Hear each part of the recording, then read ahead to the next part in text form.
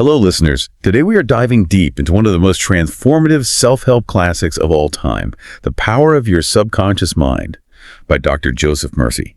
This book reveals the profound impact that our thoughts have on every single facet of our lives. Welcome to Fact Horizon. This is where history meets mystery and facts define the future. We explore the profound truth of human existence, the wonders of the mind, and the secrets of the cosmos, all in one place. If you seek knowledge and wonder, you're in the right spot. Subscribe now and join our journey beyond the horizon. This is part one of our comprehensive series on Dr. Murphy's masterpiece. In this part, we will explore the foundational mechanics of our inner mind, scientific mental healing, and how to program our subconscious for abundance and wealth. So, to really kick this off, I want to address you, the listener, directly. Our mission today is to, essentially hand you the keys to what Dr. Murphy famously calls the treasure house within you. Right. It's a massive concept. It really is. I mean, we aren't just going to sit here and throw vague, motivational quotes at you. We want to give you a literal shortcut to mastering this duality of your mind. Exactly. By the end of this deep dive, you should know exactly how to move past your fears and actively design a life of, health, joy, and prosperity using Dr. Murphy's exact principles. You are the captain of your ship, and today we're handing you the manual. And honestly, it is a pretty formidable manual to be handed. I mean, Dr. Joseph Murphy, he was born in 1898, and he occupied this very unique sort of hybrid space in the 20th century. Yeah, he blended things that usually don't mix. Right, exactly. Yeah. He managed to seamlessly blend really rigorous scientific and psychological disciplines with deep spiritual insights. Which is rare. Very rare. And what makes his work endure so powerfully today is that he avoided empty platitudes entirely. He didn't just offer abstract philosophy, Yeah. He outlined actual workable psychological mechanics. Mechanics is a great word for it. It feels very structural. Yes. We are going to examine the literal machinery of your internal engine today. So the focus is squarely on the why and the how of reprogramming that engine, venturing way beyond just telling you to think positive. Right, because think positive is the most frustrating advice ever when you're stressed out. Completely. We're looking at the mechanics of how human belief physically alters reality. So the core of that machinery, it relies on what he calls the duality of mind, which he establishes right away in chapter 1. He does. He makes this really audacious claim that everyone has infinite wealth and potential, like a literal gold mine, just sitting there within their subconscious. Which is a bold way to start a book. Right. Now, most of us are broadly familiar with having a conscious and a subconscious mind, but he frames this friction between the two in a very specific mechanical way.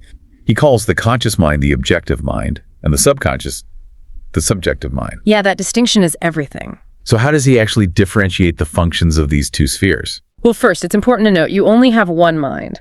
But Dr. Murphy argues it possesses two entirely distinct interacting spheres of activity, and they have totally different rule sets. Okay, two spheres, one mind. Got it. Right. So the conscious or objective mind is your rational, reasoning self. It makes choices based on hard data. It interacts with the external world strictly through your 5 physical senses, so sight, sound, touch, taste, smell. The basic biological inputs. Exactly. It's analytical, it's deductive, and it's highly critical. Frankly, it's the part of you that's currently listening to my voice and evaluating whether my words even make sense. So it's the filter. What about the subjective mind then? The subconscious or subjective mind operates on a completely different paradigm.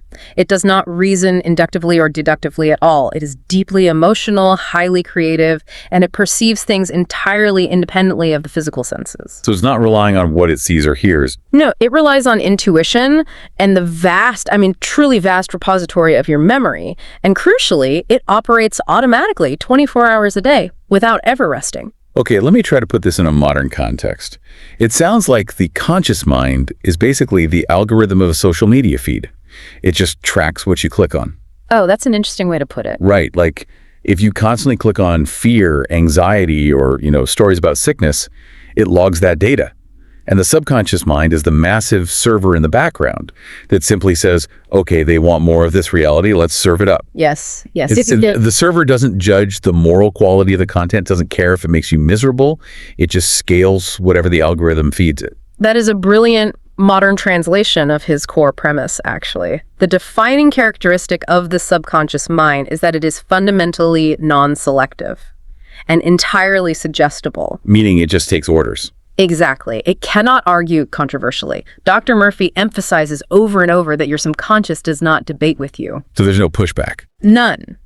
If you feed it negative, destructive thoughts like, if you constantly tell yourself, I am doomed to fail, or my health is deteriorating, your subconscious just accepts those statements as empirical facts. Wow. And then it proceeds to alter your physical and circumstantial reality to match those facts. Okay, the book uses an agricultural metaphor for this, right? The whole garden thing? Yes, the garden analogy. He says the conscious mind is the gardener, and the subconscious is the fertile soil. Okay, let's unpack this. If my subconscious is just fertile soil, it doesn't care if I plant a beautiful rose or a toxic weed, right? No, it doesn't care at all. The soil is neutral. It will grow both the rose and the weed with equal vigor. It just provides the energy for growth. Man, that implies a terrifying level of vulnerability. It really does. I mean, if our subconscious takes everything literally, it means our passing cynical thoughts are essentially operational commands. That's exactly what they are. Like if I get frustrated at work and just mutter to myself, this job is literally killing me. My conscious mind knows I'm just venting, right? It's hyperbole. Right, you know you're exaggerating. But my subconscious just hears a direct order from the boss. It says, understood, initiating physical stress responses, elevating cortisol, and beginning cellular deterioration. You've isolated the exact danger he warns about. The subconscious operates on the strict law of belief. Whatever your conscious mind habitually believes and accepts as true, your subconscious will inevitably bring to pass. It just blindly builds whatever blueprint you hand it. Exactly. To use another analogy, the conscious mind is the captain on the bridge of a ship, looking out at the horizon and calling down orders. And the subconscious is the crew down below. Yes, the crew locked down in the engine room. They have no windows. They don't know where the ship is actually going. They simply follow the telegraph commands from the bridge. So if the captain accidentally calls for full astern while facing a reef, the men in the boiler room don't question it. They execute the order and the ship crashes. They just do the work. which places an immense, almost overwhelming burden on the conscious mind then. It has to act as what Dr. Murphy calls the watchman at the gate. Yes, the conscious mind's most vital, protective role is standing guard at the gate of your subjective mind. Because it's so vulnerable. Because it is radically open to suggestion. It is highly vulnerable to the constant barrage of negativity we encounter daily. Fears in the news, doubts expressed by our peers, and honestly, most potently, our own internal self-criticism. Yeah, that inner monologue can be brutal. So the watchman's job is to ruthlessly vet these incoming thoughts and literally refuse to let destructive suggestions pass into the subconscious soil. But practically speaking, how do we actually enforce that? That is the big question. Because most of us have spent decades letting the watchman sleep on the job. I mean, we have gardens entirely overrun with toxic weeds at this point. Oh, absolutely. Most people do. If the subconscious has already accepted all this negative programming over years and years, how do we actively rewrite the code? The text leans really heavily into this concept of autosuggestion. Right. Autosuggestion is the primary tool for overriding that deeply rooted negative programming. It is the conscious, deliberate, and systematic act of feeding constructive suggestions to yourself to overwrite the old code. So it's like brute forcing new positive code into the server. Kind of, yeah. Because your subconscious accepts whatever it is repeatedly told with conviction, you can actively reverse its trajectory. Give me a practical example of how that works. Well, say someone suffers from a paralyzing fear of public speaking. Their subconscious is holding on to a deeply ingrained suggestion of failure and humiliation, right? Right. Their server is programmed to panic in front of a crowd. Exactly. So autosuggestion involves the conscious mind actively stating, I am poised, serene, confident, and commanding, repeatedly. Does it matter when they do it? Yes, it's especially effective when relaxed. By doing this, the watchman is deliberately planting a new, robust seed to basically choke out the old weed. That brings us to a really fascinating biological transition. If this subjective server is always on, scaling our thoughts and taking orders even when we sleep, what exactly is it doing inside our bodies right now? Well, Dr. Murphy makes a direct link between the mind and our biology, detailing how the subconscious literally controls all vital processes. Every single one. Yes. heartbeat, digestion, blood circulation.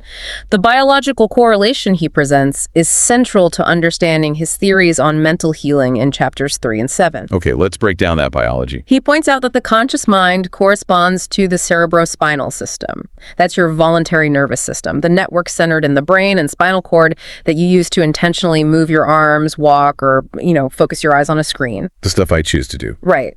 The subconscious mind, however, aligns with the sympathetic nervous system, which is often referred to as the involuntary or autonomic nervous system. And he specifically highlights the solar plexus in this regard, right? He does. The solar plexus, which is this complex network of nerves located in the abdomen, is described by Dr. Murphy as the actual brain of the subconscious mind. The brain in your gut. Exactly. So here's how the mechanics work in his framework.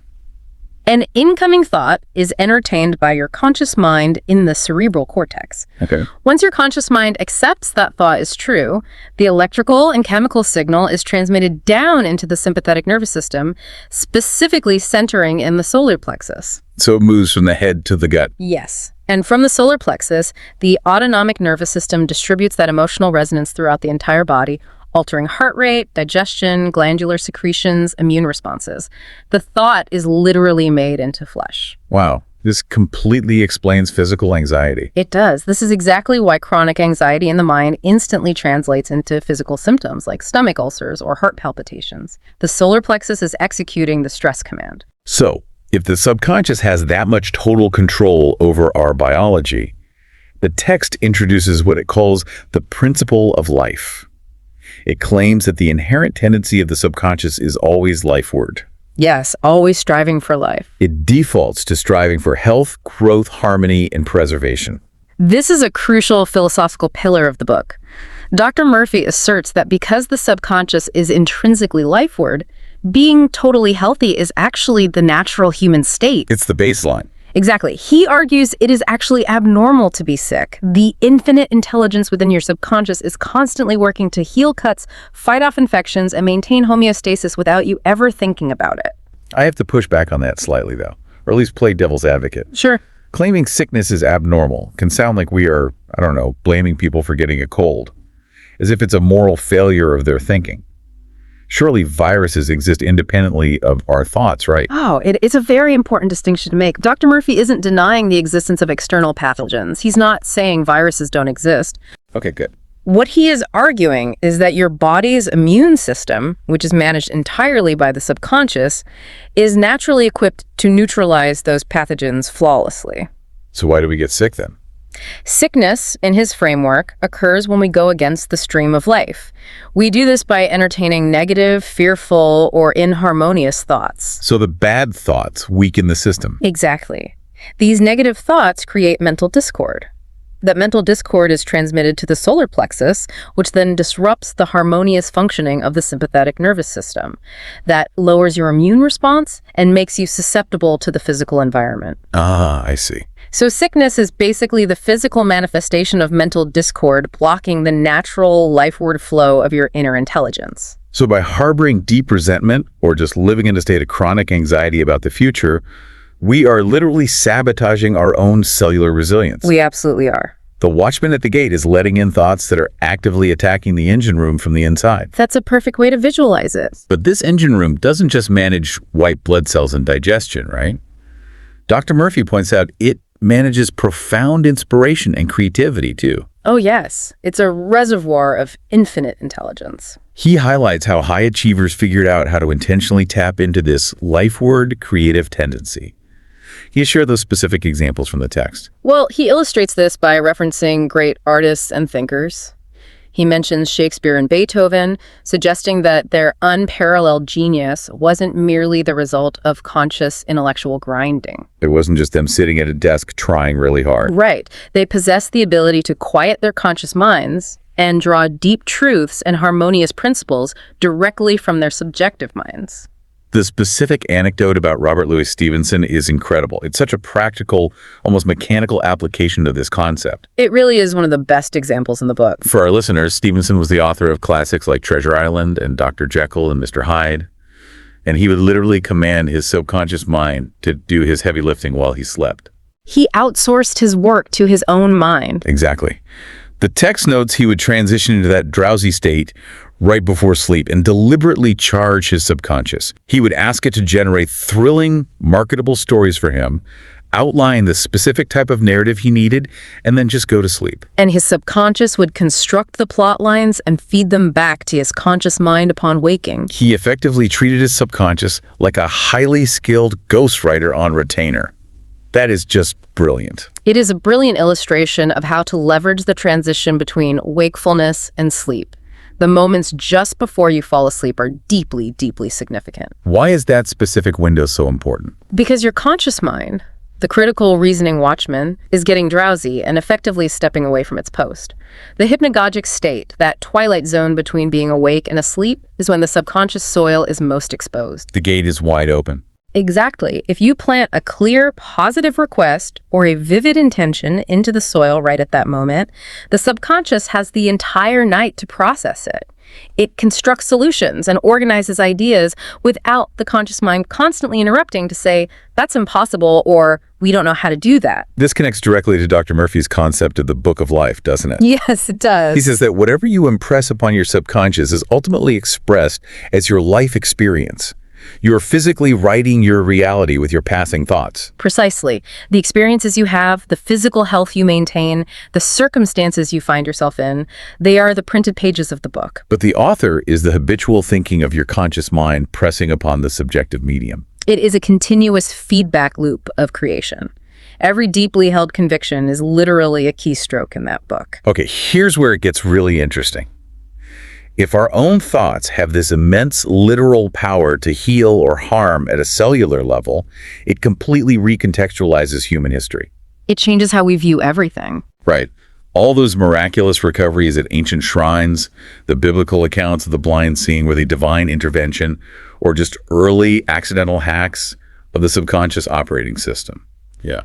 Dr. Murphy spends significant time in chapters 4 and 5 exploring this. He does, and his historical analysis is designed to strip away the mysticism. He wants to expose the underlying psychological mechanism. So he's looking for the science behind the miracles. Exactly. He wants to prove that a singular universal principle of healing has been operating throughout human history, even when it was completely disguised under elaborate religious or mystical rituals. And he brings receipts.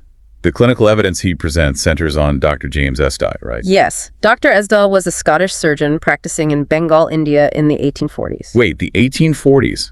That is before the widespread medical use of chemical anesthetics, like ether or chloroform. It was. Surgery back then was notoriously brutal and carried a massive mortality rate, largely from pain shock alone. I can't even imagine. It's horrifying to think about. Yet, Dr. Esdale performed roughly 400 major, incredibly complex surgeries, including amputations and the removal of massive tumors, with a shockingly low mortality rate of around 2 or 3%. And he did this with zero chemical anesthesia. Zero. His method was exclusively hypnosis, or what was then called mesmerism. Wow. How did he actually do it? He would induce a deep trance state in his patients, effectively putting their conscious minds completely to sleep. So the watchman is knocked out. Completely offline. He would then give a firm suggestion directly to their subconscious minds that they would feel absolute no pain during the operation and that they would heal rapidly without infection. Okay, skeptics might argue that's just the placebo effect on steroids. How does Dr. Murphy differentiate this from a mere placebo? Because cutting off a limb without the patient going into systemic shock defies our basic understanding of the nervous system's pain response. Well, it defies the conscious understanding of the nervous system, but it perfectly illustrates Dr. Murphy's mechanics. The placebo effect actually is a manifestation of the subconscious mind at work. Oh, I see. But Esdye's surgeries demonstrate the absolute dominance of the subjective mind over the physical body. Remember, the subconscious controls the sympathetic nervous system and the sensory responses. Right. When Esdye bypassed the conscious mind and commanded the subconscious to shut off the pain receptors, the subconscious simply obeyed. It overrode the physical trauma. It just turned off the alarm bells. Exactly. The patients felt no pain, And because the subconscious was also instructed to heal rapidly, their immune systems prevented infection, which, again, was the leading cause of postoperative death at the time. That is just genuinely staggering. This is clinical historical proof that when given a firm suggestion without conscious interference, the subconscious has supreme authority over biology. It's not magic. It's a profound mastery of human biology via psychological command. Exactly. The text then transitions to analyze religious history through this exact same lens. It discusses biblical insights, specifically the teachings of Jesus, but it frames them not as religious dogma, but as advanced psychological instruction. Yes, Dr. Murphy approaches biblical texts as manuals of psychology. When Jesus performed healings and told people, "According to your faith, be it unto you," or "your faith has made you whole," Dr. Murphy argues he was explicitly stating the law of the subconscious mind. So he was basically just stating the mechanism out loud. Right. In the psychological context, faith is not some vague religious hope or rigid adherence to a specific creed. What is it then? Faith is a defined mental attitude. It is an inner certitude. It is the conscious mind's absolute, unwavering acceptance of an idea, which is then flawlessly executed by the subconscious. So it's about absolute expectation. This brilliantly explains the phenomenon of miraculous healings at global shrines. Oh, absolutely. People will travel thousands of miles to touch a holy relic or bathe in sacred waters, and they actually experience documented miraculous recoveries from terminal diseases. But Dr. Murphy's making the radical claim that the relic itself, the bone of the saint or the holy water, has zero intrinsic magical power, right? None whatsoever. And this brings us to what he calls the universal healing principle. Whether the object of faith is a genuine historical relic from a revered saint or a completely fake piece of wood sold by a charlatan, the physical healing results are often identical. Because it's all in the mind of the person. Exactly. Why? Because the healing power does not emanate from the object, it emanates from the believer's own subconscious mind. The physical object, the elaborate ritual, the arduous pilgrimage, these are all just elaborate psychological tools designed to distract and bypass the conscious mind's skepticism. They basically overwhelm the watchman at the gate. The awe and the spectacle of the shrine put the rational, doubting mind into a state of shock or hyper-focus, leaving the gate to the subconscious wide open. Precisely. The ritual induces a state of profound emotional expectation and blind faith. With the conscious cynic distracted, the suggestion of perfect healing slips past the gate and implants itself deeply into the fertile soil. And then it just grows. Yes. The subconscious mind is the true universal healer. It does not care what triggered the belief. It only responds mechanically to the belief itself. So if I'm understanding this, it implies that our rational conscious mind is actually the biggest obstacle to our own healing. In many ways, yes, it is. The text makes a clear distinction between blind faith, which is what happens at the shrines, and subjective faith. Right. There is a big difference. Blind faith relies on a misunderstanding of the mechanism. The person thinks the relic healed them, which ultimately limits them. If they lose the relic, they lose their power. Exactly. But what if I'm a naturally skeptical modern person? If my watchman is on high alert all the time, how do I get a healing message through to my own subconscious? Wait, so even if my conscious mind is totally doubtful and cynical, can I still heal? Yes, you can. Do we literally have to wait until we are half asleep and our inner cynic is offline just to sneak a positive thought past the gate?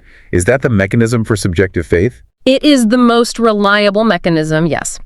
Dr. Murphy acknowledges that modern people really struggle with this because our analytical minds are highly trained to doubt.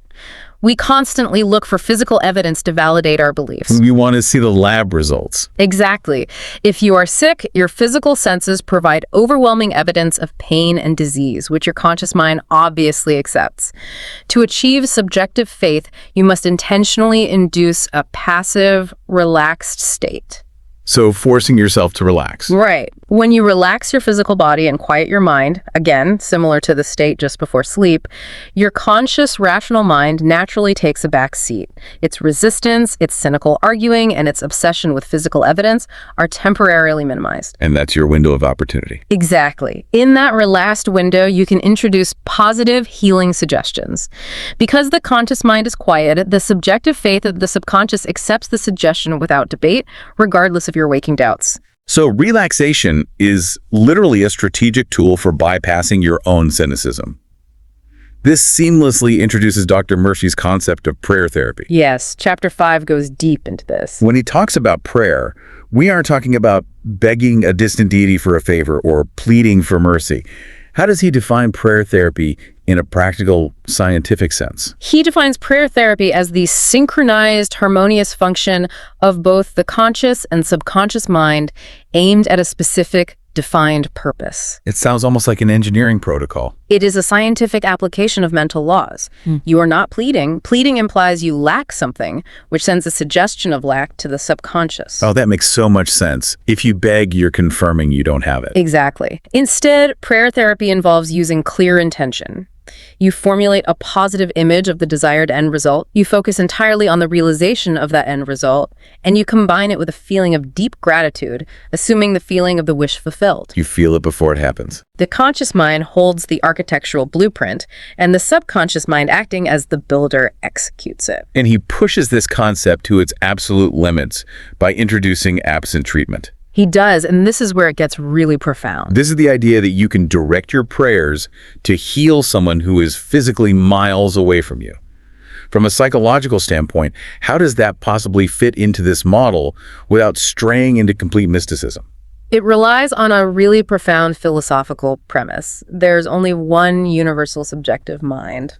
Okay, unpack that for me. Dr. Murphy posits that the subconscious mind is not confined by physical space or linear time. Those are strict constructs of the objective conscious mind. So the server isn't localized. Right. When you engage in absent treatment, praying for someone in another city, you are not sending a physical energy signal through the air like a radio wave. Instead, you are altering your own subjective consciousness. You're changing your own mind about their health. Exactly. You are generating thoughts of absolute health and wholeness regarding that specific person within your own mind. Because the subjective mind is a universal medium that connects all living things, the realization of health in your subjective mind operates simultaneously upon the subjective mind of the other person. It's like a psychological version of quantum entanglement. That is a highly apt metaphor. If two particles are entangled, altering the state of one instantly alters the state of the other, regardless of the physical distance between them. You are entangling your healthy belief with their subjective mind, which then initiate a healing response in their physical biology. You are introducing a harmonious frequency into the universal subjective medium, which their subconscious then receives and actualizes in their physical body. So what does this all mean for the listener? Moving from the theoretical into the highly practical, this brings us to the actual toolkit. We know the mechanics now, but how do we actually program this watchman at the gate to stop anxiety and start building health and wealth? In chapters 6, 8, 9, and 10, Dr. Murphy provides specific actionable techniques. Let's break down these actionable methods for mental healing and manifestation, starting with the visualization technique. The visualization technique is the bedrock of subconscious programming. It involves vividly picturing the desired outcome in your mind. However, it is crucial to distinguish this from idle daydreaming. How is it different from just spacing out? Daydreaming is passive and lacks emotional resonance. True visualization requires you to engage deeply, feeling the reality of the outcome. Give me a concrete example. Well, if you are preparing for a major negotiation, you don't just briefly picture it going well. You close your eyes, you see the faces of the people in the room, you feel the texture of the conference table, you hear the specific words of agreement, and most importantly, you cultivate the emotional relief and triumph of the successful conclusion. You're living it in advance. By holding that vivid, emotionally charged picture, you are conditioning the subconscious mind. You are providing the engine room with a highly detailed, non-negotiable blueprint of what they must build. Got it. Next is the affirmative method. Now, I have to push back on this one. Go ahead. The affirmative method sounds suspiciously like faking it till you make it.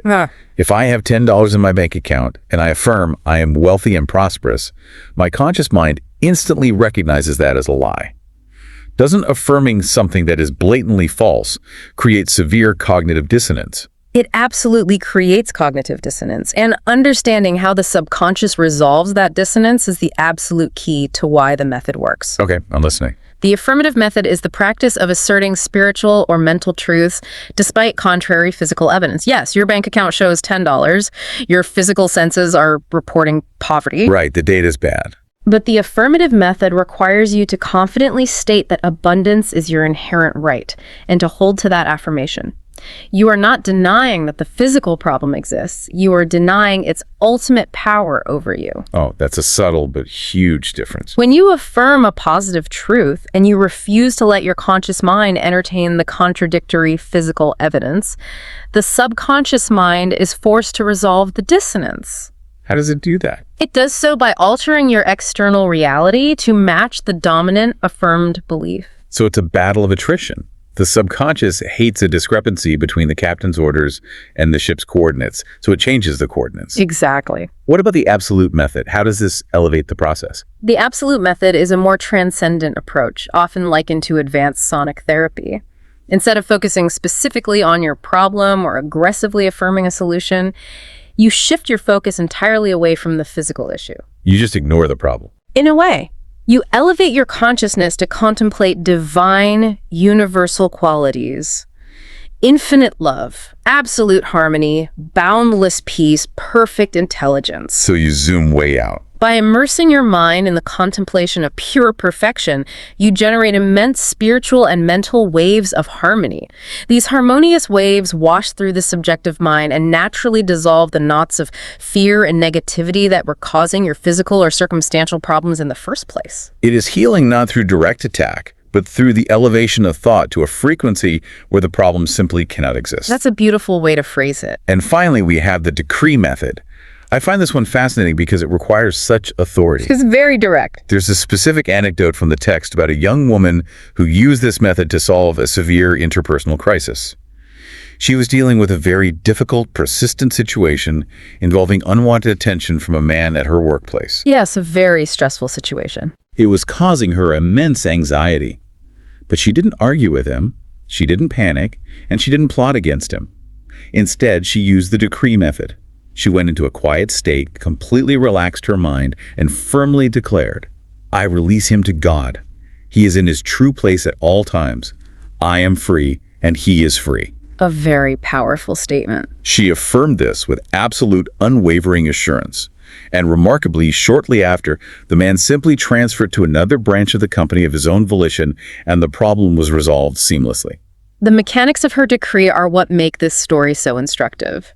Notice what she didn't do. She didn't decree that something terrible would happen to him. She didn't visualize him being fired or punished. Right, she didn't send negativity. A negative decree would have introduced destructive energy into her own subconscious, which would have harmed her. Instead, she decreed total freedom and harmony for both of them. A decree is an absolute statement of intention, then. Yes, spoken with deep conviction, recognizing the supremacy of the subconscious mind. When you decree something constructively and you hold that belief without wavering, the subconscious mind orchestrates the seemingly random circumstances of the external world to fulfill that decree. It maneuvers events in ways your conscious mind could never have engineered, like a sudden, voluntary job transfer that resolves the conflict perfectly. Exactly. The how isn't your job. Your job is the decree. So we have these 4 robust tools: visualization, affirmation, the absolute method, and the decree method. How do we apply these specifically to the subject of money? Because chapters 9 and 10 focus heavily on building wealth consciousness. And frankly, people have incredibly deep-seated neurotic anxieties about money. Oh, money is the area where people struggle the most with negative programming. And those deep-seated anxieties are precisely why so many people struggle financially despite working incredibly hard. So hard work isn't the only factor. Not at all.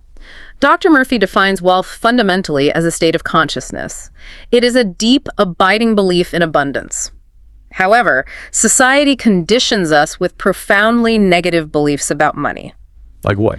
People might consciously desire wealth, but subconsciously they harbor the belief that money is the root of all evil, that rich people are inherently corrupt, or that there is a quiet spiritual virtue in poverty. The watchman has let a massive systemic weed take over the garden. Exactly. And this creates a devastating internal conflict. If your conscious mind states, I want a promotion, I want to double my income, but your subconscious firmly believes money corrupts people and wealth is immoral, the subconscious will always win. Because it is the engine room. Right. The subconscious takes your condemnation of wealth as a negative suggestion and dutifully ensures you remain separated from it. It will manifest unexpected bills, poor financial decisions, or career stagnation to literally protect you from the evil of wealth. So to build wealth consciousness, Dr. Murphy insists you must strip money of its moral baggage. You have to. You must view it simply as a medium of exchange like water or air. It is entirely neutral. You must actively affirm your right to abundance without a shred of guilt or internal conflict. But this introduces the ultimate trap, and this is where Dr. Murphy's genius really shines in Chapter 8. The law of reversed effort. Yes. When we want something desperately, like getting out of crushing debt or healing a terrifying sickness, our natural instinct is to force it. We stress about it constantly. We try so hard to visualize it perfectly. We grip the steering wheel until our knuckles are white. It's human nature to strain. But he introduces this concept that completely flips this paradigm. I think this is the most critical insight in the entire book. Why does anxiety and trying hard actually block our answers? The law of reversed effort is the psychological paradox that trips up almost everyone. It dictates that whenever your conscious desires and your subconscious imagination are in conflict, your imagination, your feeling, your deeper belief will always win. Okay, but how does trying hard fit into that? If you try to coerce or force your subconscious mind through sheer willpower, you guarantee failure. If you grit your teeth and say, I must get this job, I have to make this visualization work, you are instantly generating immense mental tension. You're stressing the system. Yes. And what does mental tension communicate to the subconscious? It signals fear. It tells the subjective mind, there is a massive obstacle here. I am in imminent danger of failing. This is incredibly difficult. Oh, wow. So you're accidentally programming it for failure. Exactly. The subconscious, being totally literal and obedient, accepts that suggestion of extreme difficulty and failure, and it manifests exactly that. The harder you consciously try to force an outcome through willpower, the more you inadvertently reinforce the idea of the obstacle, and the more you fail. This reminds me of sports psychology. It's the yips. Oh, that's a perfect parallel. Right. When a professional golfer suddenly can't make a 3-foot putt, it's not because they forgot the mechanics. It's because they are trying too hard to consciously control an action that should be relegated to the automatic subconscious engine. They overthink it. The engine room gets conflicting orders. The captain is shouting, "Go forward." But his frantic, terrified tone of voice tells the crew, "We are about to crash." So the crew panics and shuts the engines down. That is a flawless analogy. Willpower is the absolute enemy of subconscious manifestation. True success, true programming requires the exact opposite. Relaxation. You have to let go. You must define a clear desire, you must assume the feeling of its fulfillment, and then you must mentally step back and relax into the process without strain. Relaxation signals absolute faith and expectation to the subconscious. Because if you were sure it was going to happen, you'd be relaxed. Precisely. When you are relaxed, confident, and peaceful, the subconscious can work its miracles without the interference of conscious anxiety. As Dr. Murphy might say, you plant the seed in the fertile soil, and then you let the soil do its profound work. You don't frantically dig the seed up every 5 minutes to check if it's growing. Stop digging up the seeds. That is profound. It all comes back to the realization that you are the captain of this extraordinary ship. Your subconscious is listening right now, at this very moment, to the conclusions you are drawing about your health, your wealth, and your capabilities. It never stops listening. It accepts whatever you genuinely believe to be true. If you believe life is a brutal struggle, it will ensure you experience a brutal struggle. If you relax and expect abundance, it will meticulously organize the circumstances of your life to deliver that abundance. If we synthesize everything we've discussed today, the non-selective nature of the subjective mind, the life-word tendency of your biology, the absolute necessity of bypassing conscious doubt, and the trap of the law of reversed effort, it leaves you with a critical, undeniable responsibility. What's the final takeaway then? Your subconscious mind is operating perfectly, flawlessly, 24 hours a day. It is building your reality right now. So I urge you to ask yourself, what thoughts have you accidentally allowed your watchman to let through the gates today? Did you casually let in self-doubt? Did you entertain fear about your finances? We all do it without thinking. We do. But more importantly, knowing the raw mechanical power at your disposal, what specific seeds will you deliberately choose to plant tonight before you drift into sleep? This brings us to the end of part 1. In the next part of this series, we will explore how high achievers and scientists utilize this inner power, the wonders of sleep, solving marital issues, mastering relationships, and overcoming fears to stay forever young in spirit. Stay tuned for part 2 of this deep dive journey on Fact Horizon. This is part 2 of our comprehensive series. Today, we're exploring how to apply our subconscious powers to achieve ultimate success, leverage the wisdom of sleep, heal relationships, eliminate mental blocks, and, well, conquer deep-seated fears. It's a packed agenda for sure. It is. Okay, so let's just unpack this. I want you to imagine, just for a second, that you have access to a limitless, perfectly efficient supercomputer. Oh, I like that analogy. Right.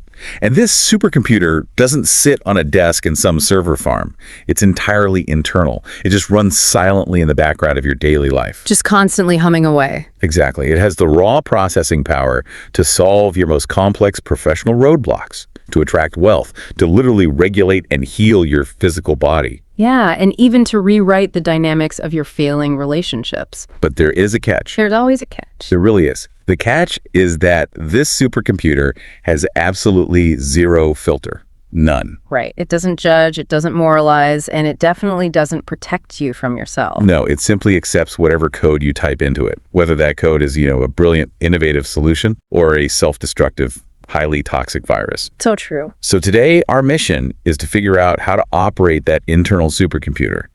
We're looking at the core principles from Dr. Joseph Murphy's absolute classic.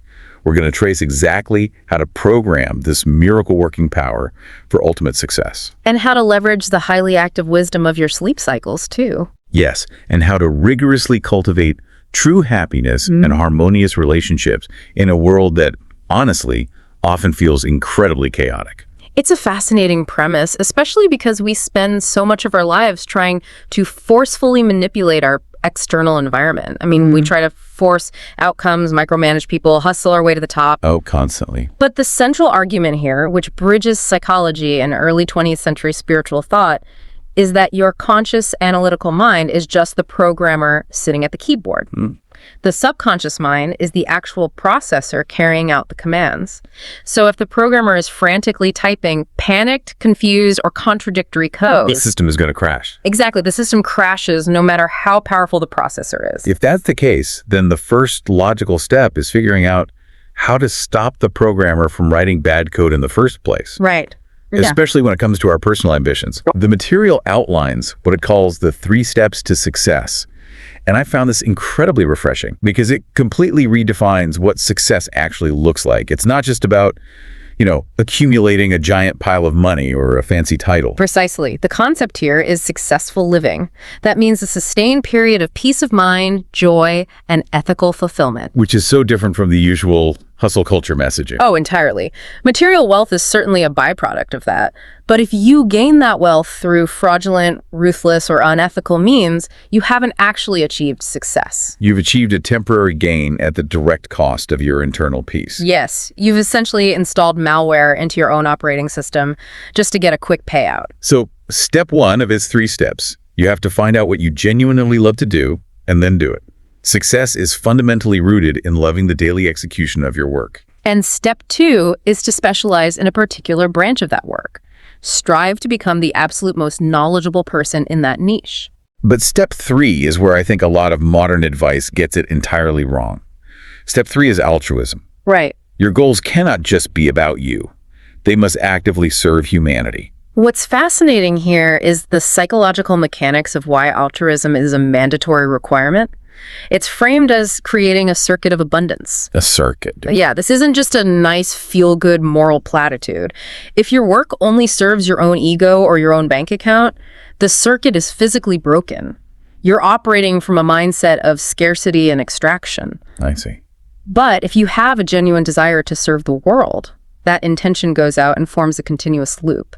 You are providing immense value, which psychologically frees you from scarcity and inevitably leads back to greater fulfillment and material success flowing to you. It's an open network. Wait, hold on. I need to challenge this. Go for it. If the subconscious does all the heavy lifting and we just need to program it with what we love and a vague desire to help people, are we just supposed to sit back on the couch and wait for success to happen? Like, do I just sit here, visualize being a benevolent CEO, and suddenly the doorbell rings and there's my fortune? That is the single biggest, most dangerous misconception about this entire field of thought. You don't just hand over a blank slate to the subconscious and take a nap. Okay, good. The conscious mind, your waking analytical mind, must first aggressively, obsessively tackle the problem. You have to feed the supercomputer all the necessary raw data before it can process a solution. You have to wrestle with the variables. Which explains the incredible historical examples provided in the material. Take someone like Nikola Tesla, an absolute pioneer of electricity. Right. He didn't just passively hope for ideas. The material highlights that Tesla would push his conscious understanding of physics to the absolute limit. He would exhaust his conscious mind. Exactly.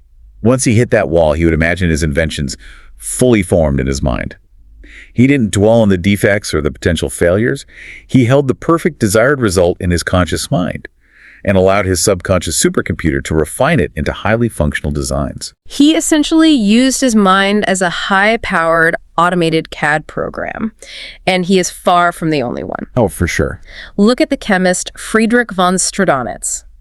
He was famously struggling, exhausting himself, trying to understand the chemical structure of benzene. Right, I read about this. He wrestled with it consciously for an extended period, utilizing every analytical tool he had. The friction was immense, but when his conscious mind was entirely depleted, he finally surrendered the dilemma to his subconscious. And then it just came to him. Shortly after, he experienced a highly creative vision, a literal image provided by his subconscious of a snake biting its own tail that instantly unveiled the ring-like solution to the formula. Wow. And then there's Professor Agassiz, a renowned naturalist trying to decipher the completely hidden characteristics of a fossil fish. Oh, that's a great example. He spent 2 agonizing weeks staring at this rock, analyzing every scratch, getting absolutely nowhere. His conscious mind was blocking the pattern recognition. Finally, he just gave up. He surrendered it. He went to sleep, and in a dream, his subconscious, which had been silently processing all that visual data, projected a perfect visual of the fish's complete features. He woke up, sketched it out, and unlocked the fossil's secrets. It's incredible. Dr. Frederick Banting experienced the exact same thing. Exhausted from trying to solve the puzzle of diabetes, he fell asleep and received the precise subconscious guidance that led directly to the discovery of insulin. These aren't random coincidences, though. In every single one of these historical cases, there is a very clear mechanism at play. Intense, prolonged conscious focus, followed by a complete handover to the subconscious. And notice what triggers that handover. It's exhaustion, surrender, or sleep. The conscious mind acts as a rigid firewall. It gathers all the puzzle pieces, but its anxiety and overanalysis often prevent the solution. But when you become exhausted, that conscious firewall finally drops. Allowing the subconscious supercomputer to push the fully assembled puzzle to the surface. Which brings us to perhaps the most critical realization of this entire deep dive. If exhaustion and sleep are the moments the firewall drops, then the night isn't just downtime. It is the nocturnal workshop. I love that term. Right. Seeing how scientists like Agassiz and Banting received their world-altering breakthroughs while unconscious proves that sleep is not just powering down the machine. Far from it. As Dr. John Bigelow points out in the text, sleep is a profoundly active state. Your vital organs, your heart, your lungs, your complex digestive processes, they don't suddenly stop when you close your eyes. Thankfully. Right. The autonomic nervous system, which is entirely controlled by the subconscious, is running the show flawlessly. The brain and senses remain highly active, processing the day's inputs. So, to use our running metaphor, sleep is when the system runs the essential software updates. It's doing the diagnostic checks, the defragmentation of your memories, and the deep-level problem solving. And the physical consequences of skipping that defragmentation are severe. The research shows that sleep deprivation doesn't just make you tired. It leads to severe irritability, massive mood swings, impaired memory, and major mental health crises. A minimum of 6 hours is structurally necessary just to keep the hard drive from corrupting. And beyond the baseline physical restoration, it is a profound, untapped period for active problem solving. Consider Robert Louis Stevenson, the famous author. He didn't just cross his fingers and hope for a good idea to strike him the next morning. Right. He utilized this mechanism deliberately. He would actively instruct his subconscious to generate complete marketable stories for him while he slept. He literally gave his internal supercomputer a strict writing prompt before his head hit the pillow. Because he fundamentally understood that the subconscious never sleeps. It operates continuously, 24/7. This implies something very confronting for the rest of us, though. What's that? If you go to sleep stressing about your credit card debt or replaying a bitter argument you just had with your boss, you are actively programming your supercomputer to process anxiety and conflict for the next 8 hours. Oof. You are installing malware right before you hit the update button. But I have to push back here because this sounds great in theory, but what if you suffer from severe insomnia? Yeah, that's tough. It's all well and good to say, program your mind for peace before sleep. But if you're lying awake at 3 a.m. staring at the ceiling, your conscious mind is screaming. Your heart is racing. You simply can't force yourself to fall asleep just to access this hidden wisdom. That is a very real physical barrier, but the material addresses this exact physiological response. When you have insomnia, your conscious mind is essentially refusing to relinquish control. It feels like letting go is a threat. So what do? You have to use specific conscious scripts to manually override the system.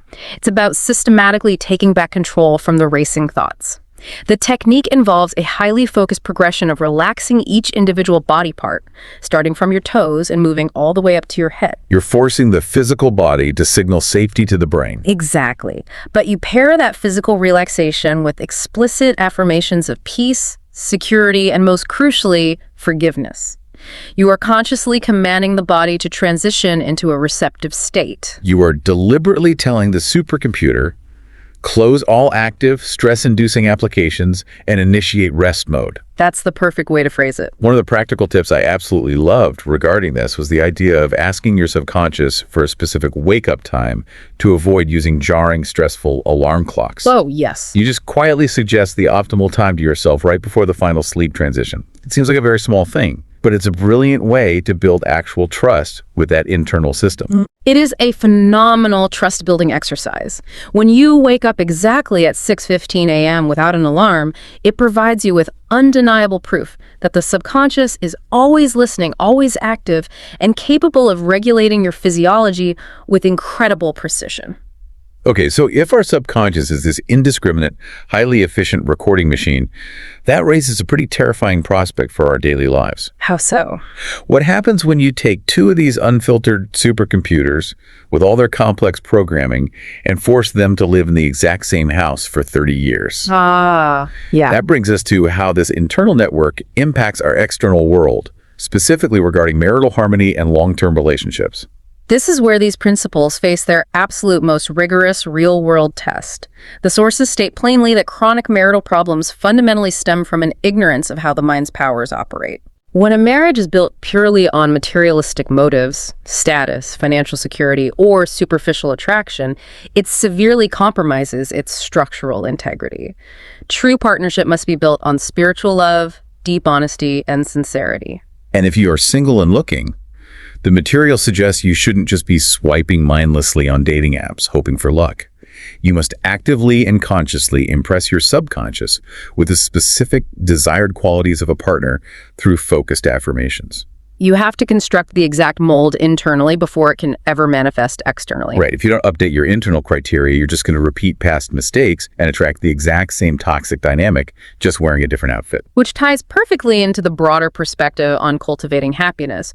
We are culturally conditioned to view happiness as an external achievement. Like, it's the new house, the promotion, the perfect spouse. Sure. But the text is uncompromising on this point. Happiness is not an acquisition. It is a deliberate, highly disciplined daily choice. It is a mental habit. To illustrate that, there's this incredible anecdote about an Irish farmer. For decades, he made it a rigorous daily habit to actively bless his family, his crops, and his cattle every single morning and every single night. Rain or shine.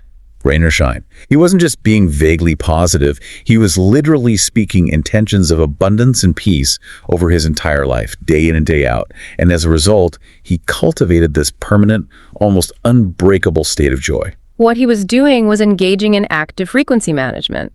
He wasn't waiting for the weather to be perfect or the crops to yield a record harvest to decide he was allowed to be happy. He locked in the internal mindset first, which then dictated how he experienced the external outcomes. Here's where it gets really interesting, though, and I need to challenge this concept heavily. Okay, what are you thinking? It sounds like Dr. Murphy is suggesting that just maintaining a hopeful mental picture or saying some positive affirmations will magically fix a deeply broken marriage. Isn't that dangerously oversimplifying things? I can see why it comes across that way. I mean, what if your partner is genuinely toxic? What if they are draining your bank account or constantly gaslighting you? You can't just visualize a perfect spouse to fix financial ruin or emotional abuse. Right. Don't you need tangible communication, firm boundaries, and maybe intense therapy? That is an absolutely vital critique, and it's a point of critical interpretation that critics of this philosophy often raise. You are right. You cannot simply visualize away tangible abuse or financial ruin. Okay. But if we examine the core mechanism of what Murphy is arguing, he isn't saying that external communication and boundaries don't matter. He is saying that the foundation of all communication starts with the mental picture you hold of that person. Ah, I see. So if I try to set a firm boundary with my partner, but internally I am vibrating with absolute resentment and contempt for them. Your subconscious will broadcast the contempt, not the boundary. If you are projecting negative thoughts, no amount of couples therapy or carefully scripted I feel statements will fix the underlying frequency of the relationship. Because it leaks out. Exactly. Your subconscious subtly dictates the micro expressions on your face, the tension in your shoulders, the exact tone and cadence of your voice. The text emphasizes that your internal judgment shapes the external interactions. So if you try to fix a marriage while simultaneously holding a mental image of your spouse as hopelessly flawed and frustrating, your subconscious supercomputer will actively work to ensure your reality matches that exact image. You must change the internal blueprint first, or the communication is just noise. that makes profound sense. It's relatively easy to maintain a positive mental picture when you're deeply in love or when a relationship is in a honeymoon phase. But how does this system handle real, unavoidable conflict? It's much harder, yeah. How do we protect our supercomputer from genuinely toxic people in our lives or from deep-seated resentments that have been compounding for decades? This brings us to a concept that is perhaps the most challenging to implement, but mechanically the most transformative. Which is? The psychological application of the golden rule, emotional maturity, and the absolute non-negotiable necessity of forgiveness.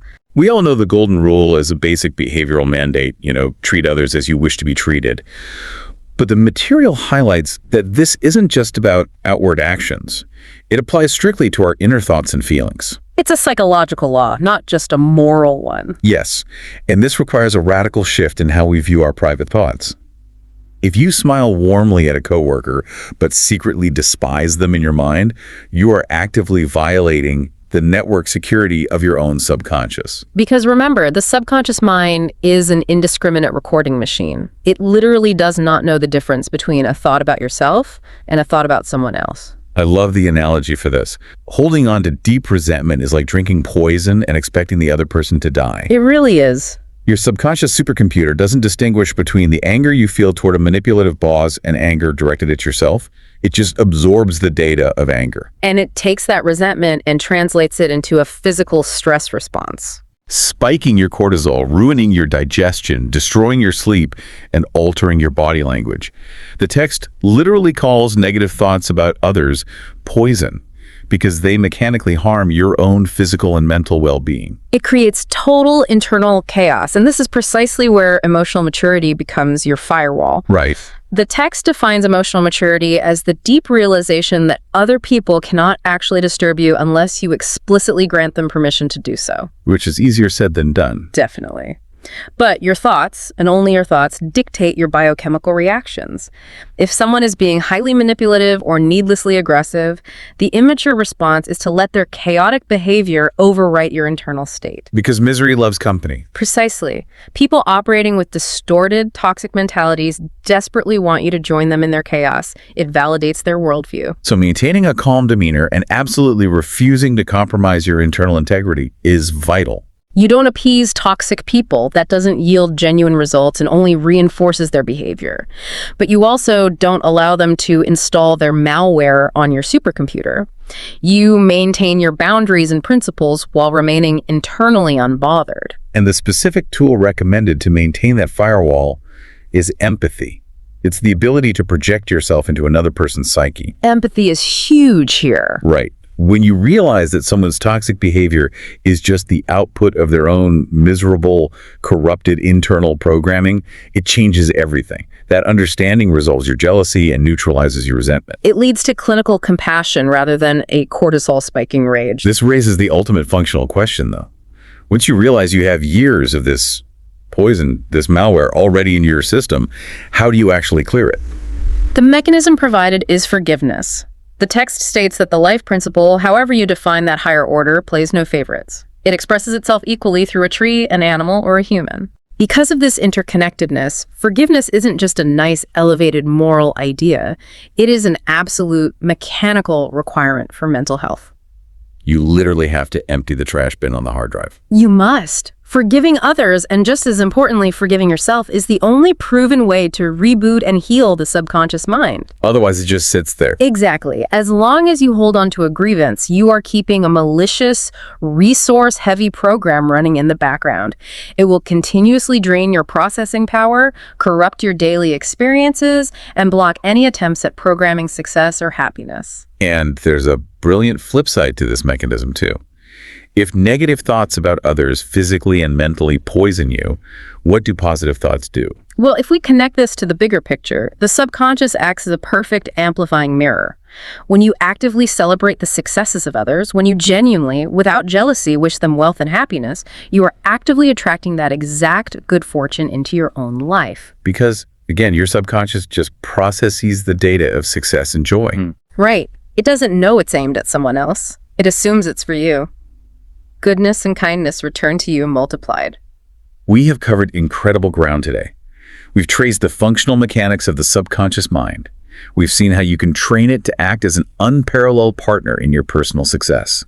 And how you can utilize the friction of conscious exhaustion to hand over complex problems to your nocturnal workshop, just like the greatest scientists in history. We've explored how it dictates the reality of your marriages by projecting your foundational internal blueprint. And we've learned how to establish a firewall against toxic influences through emotional maturity and the absolute necessity of emptying the trash bin through forgiveness. It all comes back to recognizing that you are in possession of a limitless resource. You are the programmer sitting at the keyboard. You get to choose the code.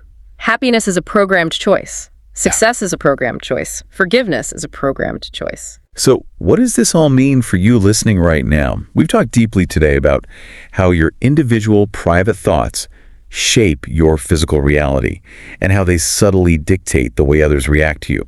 But I want to leave you with a slightly bigger, perhaps more intimidating question to chew on. Let's hear it.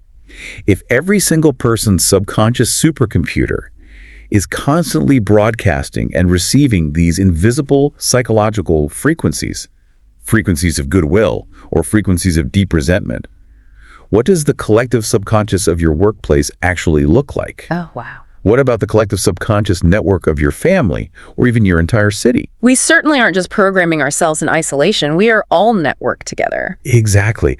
Are we all co-creating a shared physical reality every single day without even realizing the code we are contributing? Think about that limitless, silent supercomputer humming away inside you right now. When you wake up tomorrow morning, what specific frequency are you going to type into it, knowing that it's going to ripple out and connect with everyone else's? Think about it. By mastering the principles of your subconscious, you hold the ultimate key to a healthy, wealthy, and fulfilled life. Thank you for listening to this complete exploration of Dr. Joseph Murphy's classic. Keep exploring, keep growing, and remember, your potential is limitless. Until next time, join us again beyond the horizon on Fact Horizon.